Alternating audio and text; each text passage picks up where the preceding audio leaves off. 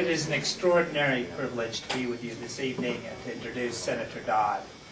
Now, as I've come into this process, I was reminded of a story from Harvard. Us being on a college campus, I'll refer to Harvard. We can think about near at Harvard. Harvard, a few years back, was looking for a president. And Harvard being Harvard, they didn't see the need to interview anyone who wasn't already at Harvard. And so they interviewed 3 people: Dean of the Law School, Dean of the Math School, and the Dean of the Philosophy School. And they asked them but one question: what's 2 plus 2?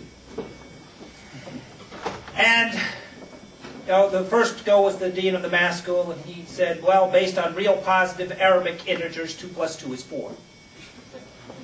Then they asked the Dean of the Philosophy School, and she said, well, based on man's ability to know anything, as much as concrete can be expressed in these abstract terms, 2 plus 2 is 4. Finally, they asked the Dean of the Law School, and he went over and checked the windows, checked the door, and then he leaned in and he said, what would you like it to be? He didn't get the job, but shortly thereafter he was appointed to be chief counsel for the White House. When I came to military commissions, I was in the United States Navy. I'd served at that time 15 years in the Navy. I'd been both a surface warfare officer and the judge advocate, and I was appointed in 2003. I found a legal system that was completely foreign to me, though I would learn not without precedence. Basically, in the military commission system put forward by the President, you could be convicted based solely on statements that have been obtained through torture without you actually being present. You had no choice in who your counsel was, and in fact, you had no right to represent yourself. Astoundingly, it was argued that this was a full and fair system. Now, I found that it did have precedence. I had to go back a little ways. That was exactly the rights you had in the Star Chamber. And it was in that precedent that we argued was full and fair. And at the moment we started making that argument, we started losing allies. We have created a political system wherein we cannot possibly win over or ever obtain in Guantanamo a conviction that the world would recognize. It was that commission system that I fought to the Supreme Court, and it is that commission system that was overturned. And on the steps of the Supreme Court, I was asked how it felt to win. And I said, well, Mr. Hamdan hasn't won. What we've won, what is the victory, is that we have finally defeated fear. That fear will not govern our foreign policy. It will not govern who we are anymore. Unfortunately, I was wrong. Shortly thereafter, I found out that fear still had an awful lot of sway. And I found out when the Military Commissions Act came up in Congress, wherein there were some improvements made to the President's system. They now said that torture could not be used and that the individual had the right to see the evidence against them. Unfortunately, they had no right to confront the evidence, and coerced evidence could still be used. And as we've learned lately, what passes for torture is a long way off. Before the Attorney General, the nominee for Attorney General, decided that waterboarding wasn't torture, we'd had a military judge, when questioned on what constituted torture, and asked if a hot needle in someone's eye would be torture. He said he'd have to find out what the exact circumstances were. Given that answer, and the Attorney General's answer to me, which neither one are more shocking, we find that torture actually is alive and well under the military commission system.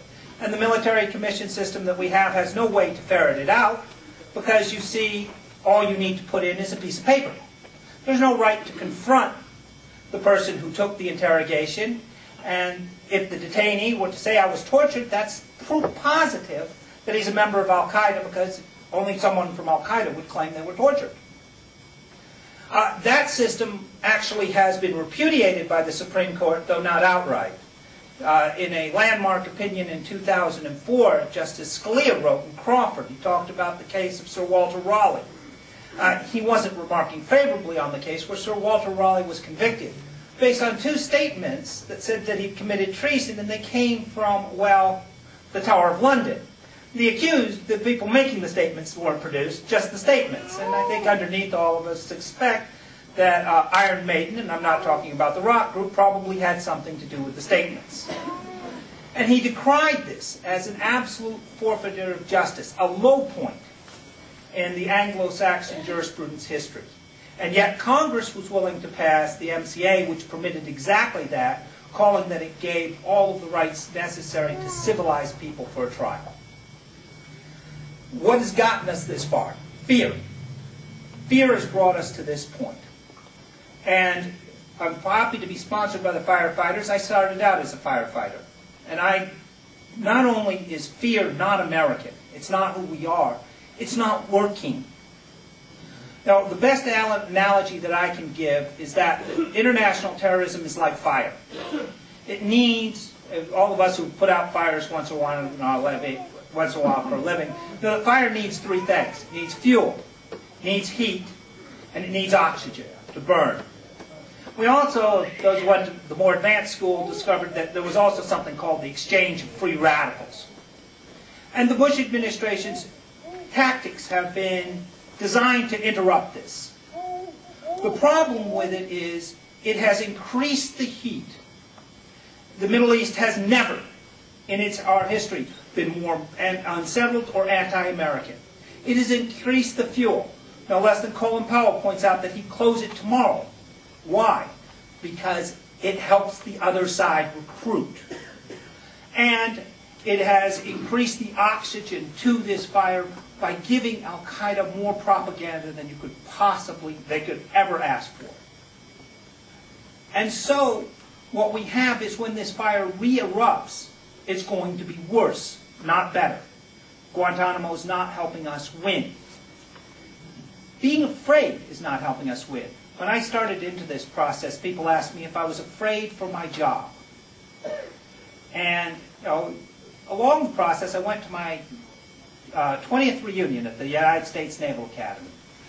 During that period, on our football game, and toward the end of the tailgater and everything, one of my classmates, a Marine who I will simply describe as, if they've shot at Americans in the last 20 years, they've likely shot at him.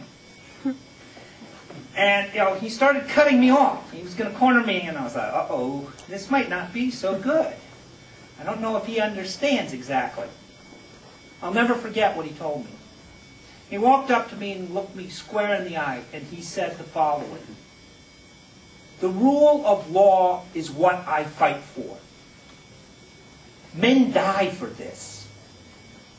Don't be a chicken, blank," because he's a Marine there. I'm proud to introduce Senator Dodd because before it was popular, Senator Dodd fought for the rule of law. He is worthy of being the commander-in-chief of that Marine and every service member. I'm proud to support Senator Dodd because he understands that the honor of our military is at stake, that this is the right foreign policy that will win, and that in the end, our military is about our values. Our foreign policy must be about our values, or we have nothing. Thank you very much.